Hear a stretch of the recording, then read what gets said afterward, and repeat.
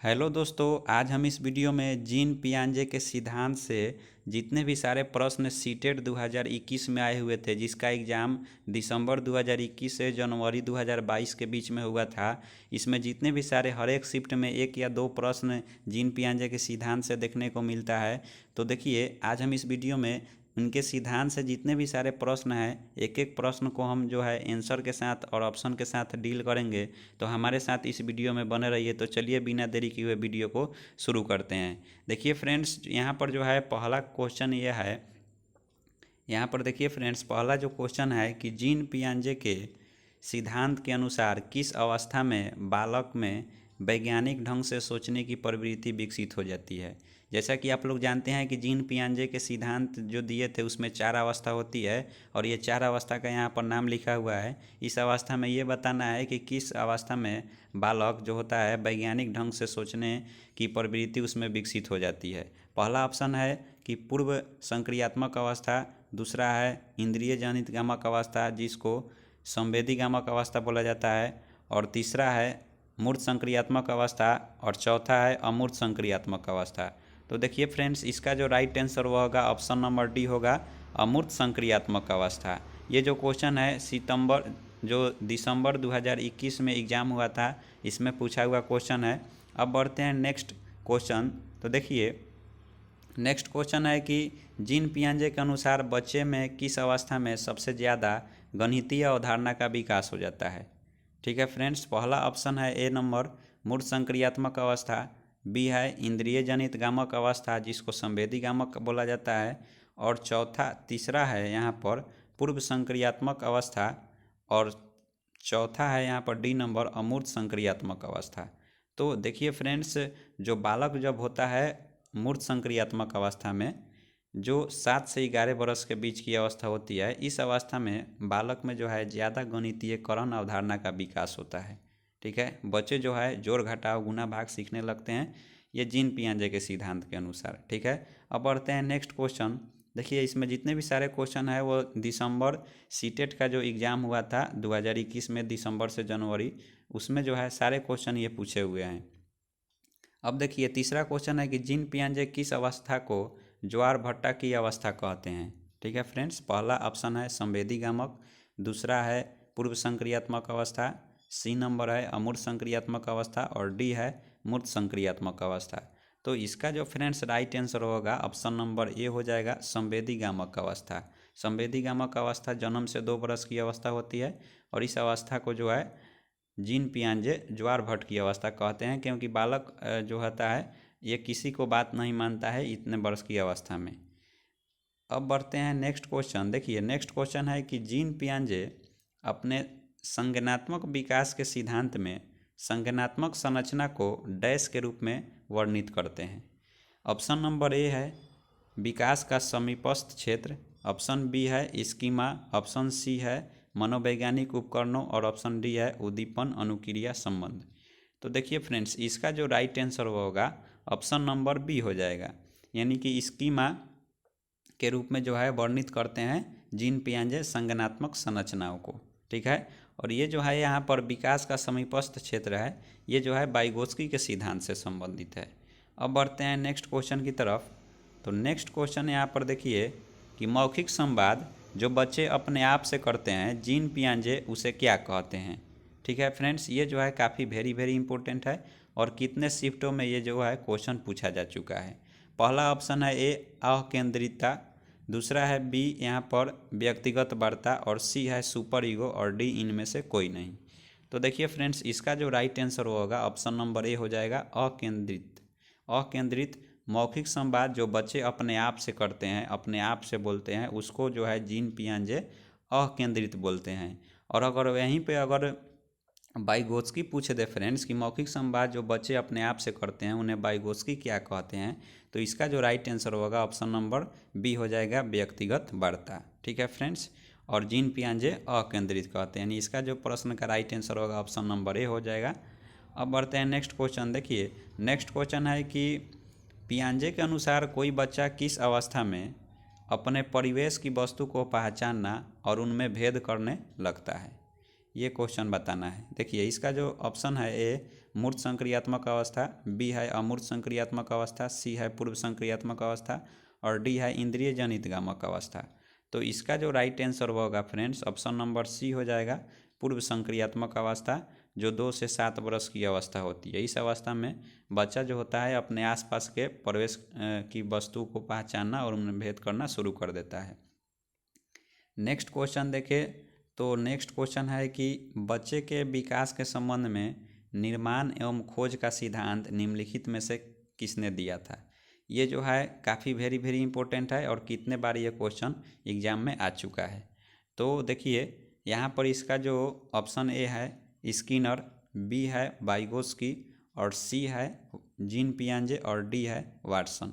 तो इसका right answer होगा ऑप्शन नंबर सी हो जाएगा, जीन पियाजे ने। अब बढ़ते हैं, देखिए नेक्स्ट क्वेश्चन है यहाँ पर कि पियाजे के अनुसार संज्ञानात्मक विकास की तृतीय अवस्था निम्न में से कौन है। देखिए पहली जो अवस्था थी वह थी इंद्रिय जनित गामक अवस्था, जिसको संवेदी गामक अवस्था भी बोला जाता है। ठीक है, दूसरी अवस्था है पूर्व संक्रियात्मक अवस्था, ये जो है दूसरी अवस्था है। और तीसरी अवस्था की बात किया जाए तो ये है मूर्त संक्रियात्मक अवस्था और चौथी अवस्था जो है औपचारिक संक्रियात्मक अवस्था। तो इसका जो राइट आंसर होगा ऑप्शन नंबर सी हो जाएगा। अब बढ़ते हैं नेक्स्ट क्वेश्चन की तरफ। तो नेक्स्ट क्वेश्चन देखिए, जीन पियाजे के अनुसार किस अवस्था में बच्चा क्यों और कैसे का प्रश्न करने लगता है। ये जो क्वेश्चन है काफ़ी वेरी इंपॉर्टेंट है, आप इसको अपने कॉपी में लिख लीजिए। देखिए पहला जो ऑप्शन है ए नंबर अमूर्त संक्रियात्मक अवस्था, बी है संवेदी गामक अवस्था और सी जो है मूर्त संक्रियात्मक अवस्था और डी जो है पूर्व संक्रियात्मक अवस्था। तो देखिए फ्रेंड्स इसका जो राइट आंसर होगा ऑप्शन नंबर यहाँ पर डी होगा। पूर्व संक्रियात्मक अवस्था में बच्चा जो है क्यों और कैसे का प्रश्न करने लगता है, क्योंकि इस समय बच्चा की उम्र 2 से 7 वर्ष की हो जाती है और बच्चे में भाषा का विकास पूर्ण रूप से होने लगता है। यहाँ पर अगर अब 10वें नंबर क्वेश्चन की बात किया जाए तो बच्चे अपने समझ से विश्व की परिकल्पना करते हैं, ये कथन किसने दिया था। तो देखिए ऑप्शन नंबर ए है पॉलुन ने, ऑप्शन बी है पियाजे, ऑप्शन सी है स्किनर और डी है कोहलनबर्ग। तो इसका जो राइट आंसर होगा फ्रेंड्स ऑप्शन नंबर बी हो जाएगा, जीन पियाजे का ये कथन है कि बच्चे अपने समझ से विश्व की परिकल्पना करते हैं। अब बढ़ते हैं नेक्स्ट क्वेश्चन की तरफ। अब 11 नंबर क्वेश्चन है फ्रेंड्स, देखिए कि बालकों की सोच अमूर्तता की अपेक्षा मूर्त अनुभव एवं प्रत्यय से होती है। यानी कि आपको बताना है कि मूर्त संक्रियात्मक अवस्था कब की होती है। तो इसका जो राइट आंसर होगा ऑप्शन नंबर ए होगा, 7 से लेके यहाँ पर 12 वर्ष, लेकिन होना चाहिए 11 वर्ष, 7 से 11 वर्ष तक की अवस्था को जो है बच्चे में सोचने की जो है अमूर्त की अपेक्षा मूर्त अनुभव एवं प्रत्यय से होती है। ठीक है फ्रेंड्स, ये जो है ये भी क्वेश्चन वेरी इंपॉर्टेंट है, कितनी बार एग्जाम में पूछ चुका है। ठीक है, अब बढ़ते हैं नेक्स्ट क्वेश्चन की तरफ। तो नेक्स्ट क्वेश्चन देखिए यहाँ पर कि जीन पियाजे के अनुसार अधिगम के लिए निम्नलिखित में से क्या आवश्यक है। ये बताना है कि सीखने के लिए, बच्चों को सीखने के लिए क्या क्या आवश्यक है। देखिए ऑप्शन नंबर ए है वयस्कों के व्यवहार का अवलोकन करना, यानी बड़ों के व्यवहार का अवलोकन करना। ऑप्शन नंबर बी है ईश्वर न्याय पर विश्वास करना और ऑप्शन नंबर सी है शिक्षक और माता पिता द्वारा पुनर्बलन और ऑप्शन नंबर डी है विद्यार्थी के द्वारा पर्यावरण की सक्रिय खोजबीन। तो देखिए इसमें जो सबसे आपका परफेक्ट ऑप्शन है ऑप्शन नंबर डी है कि विद्यार्थी जब अपने पर्यावरण, अपने समाज पर खोजबीन करेगा, अपने से क्रिया करेगा तो वह ज़्यादा सीखेगा। इसलिए ऑप्शन नंबर डी इसका जो है राइट आंसर होगा, जीन पियाजे ने बताया था। ऑप्शन यहाँ पर देखिए 13 नंबर क्वेश्चन है कि कोई 5 साल की लड़की एक टी शर्ट को तह करते हुए अपने आप से बात कर रही है। मैंने पिछले भी क्वेश्चन में इस क्वेश्चन की चर्चा किया है। लड़की द्वारा प्रदर्शित व्यवहार के संदर्भ में निम्नलिखित में से कौन सा कथन सही है। ऑप्शन नंबर ए पढ़िए, जीन पियाजे और ले वाइगोत्स्की इसकी व्याख्या बच्चों के विचार की अकेंद्रिता प्रवृत्ति के रूप में करेंगे। अकेंद्रिता तो केवल जीन पियाजे का था, ले वाइगोत्स्की से इसका तो कोई मतलब ही नहीं था। अब बढ़ते हैं नेक्स्ट ऑप्शन की तरफ। तो नेक्स्ट ऑप्शन देखिए, जीन पियाजे इसे अकेंद्रित भाषा कहेंगे और ले वाइगोत्स्की इसकी व्याख्या के रूप में बच्चों के द्वारा निजी भाषा से अपने क्रियाओं को नियमित करने के प्रयास के रूप में करेंगे। ठीक है फ्रेंड्स, ये जो है ऑप्शन नंबर 2 है, बी है। और यहाँ पर देखिए ऑप्शन नंबर सी है कि जीन पियाजे इसकी व्याख्या सामाजिक उन्नयन क्रिया के रूप में करेंगे और ले वाइगोत्स्की इसे खोजबीन के रूप में मानेंगे। ये भी जो है ऑप्शन गलत है। और यहाँ पर डी नंबर आप देखिए कि जीन पियाजे और ले वाइगोत्स्की इसकी व्याख्या बच्चों के द्वारा अपनी माँ के अनुकरण के रूप में करेंगे। ये भी जो है क्वेश्चन यहाँ पर ऑप्शन गलत है। तो यहाँ पर इसका जो राइट आंसर होगा, यहाँ पर देखिए कि ऑप्शन नंबर बी हो जाएगा। जीन पियाजे इसे अकेंद्रित भाषा कहेंगे, हमने पिछले क्वेश्चन में देखा। और ले वाइगोत्स्की इसको निज भाषा कहेंगे या इसको व्यक्तिगत वार्ता भी बोला जाता है। तो ऑप्शन नंबर बी इसका जो है राइट आंसर होगा। यह भी क्वेश्चन पूछा जा चुका है 2021 में। सीटेट 2021 में देखिए यह भी क्वेश्चन जो है हमने 2-3 शिफ्ट में देखा है कि जीन पियाजे के अनुसार बच्चे का चिंतन वयस्क यानी बड़ों से डैश में भिन्न होता है बजाय डैश के। यानी आपको देखिए इसका जो है राइट आंसर होगा ऑप्शन नंबर सी हो जाएगा, प्रकार और मात्रा। यानी कि जीन पियाजे के अनुसार बच्चों का जो चिंतन होता है बड़ों से प्रकार में भिन्न होता है बजाय मात्रा के। यानी यहाँ पर समझिए बच्चे जो है अलग अलग प्रकार से चिंतन करते हैं, लेकिन उनका दिमाग की जो क्वांटिटी होती है, मात्रा जो होती है, वह एक होती है। ठीक है, तो यहीं पर जो है जीन पियाजे ने यही समझाया है बात को।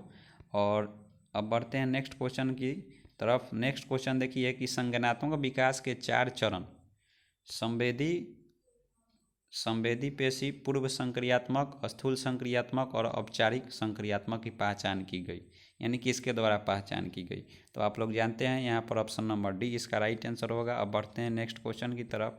तो देखिए नेक्स्ट क्वेश्चन यहाँ पर कि पियाजे के अनुसार विकास की पहली अवस्था जन्म से 2 वर्ष के दौरान बच्चा सबसे बेहतर सीखता है। यानी इस अवस्था को संवेदी गामक अवस्था भी तो कहा जाता है, लेकिन एक और अवस्था कहा जाता है जिसको इंद्रिय जनित गामक अवस्था बोला जाता है। इस अवस्था में बच्चे अपने इंद्रिय का प्रयोग करके ज़्यादा कुछ सीखते हैं। तो इसलिए इसका जो राइट आंसर होगा ऑप्शन नंबर सी हो जाएगा कि बच्चे इंद्रिय के प्रयोग द्वारा सबसे बेहतर तरीके से सीखते हैं जन्म से 2 वर्ष। ठीक है, अब बढ़ते हैं नेक्स्ट क्वेश्चन की तरफ। नेक्स्ट क्वेश्चन देखिए, नेक्स्ट क्वेश्चन आप देखिए यहाँ पर कि नवीन जानकारी यानी नई जानकारी को शामिल करने के लिए यदि वर्तमान स्कीमा में बदलाव की प्रक्रिया क्या कहलाती है। यानी नया जानकारी को शामिल करना है तो वर्तमान जो प्रक्रिया है उसमें अगर बदलाव किया जाए तो इसको जो कहा जाता है ऑप्शन नंबर ए हो जाएगा, आत्मसातकरण। ठीक है फ्रेंड्स, अब बढ़ते हैं नेक्स्ट क्वेश्चन की तरफ। नेक्स्ट क्वेश्चन देखिए 18 नंबर है, बच्चे दुनिया के बारे में अपने समझ का सृजन करते हैं। ये जो है किसने कहा था या इसका श्रेय किसको जाता है। तो ऑप्शन नंबर ए है पावलोव, बी है कोहलनबर्ग और सी है स्किनर और डी है यहाँ पर देखिए जीन पियाजे। तो इसका जो है right answer option number D हो जाएगा, जीन पियाजे। अब बढ़ते हैं नेक्स्ट क्वेश्चन देखिए। नेक्स्ट क्वेश्चन है कि पियाजे के अनुसार निम्नलिखित में से कौन सी अवस्था में बच्चे अमूर्त संकल्पनाओं के विषय में तार्किक चिंतन करते हैं। यानी अमूर्त संकल्पनाओं के विषय में तार्किक चिंतन करते हैं। यहाँ पर देखिए फ्रेंड्स अमूर्त दिया है।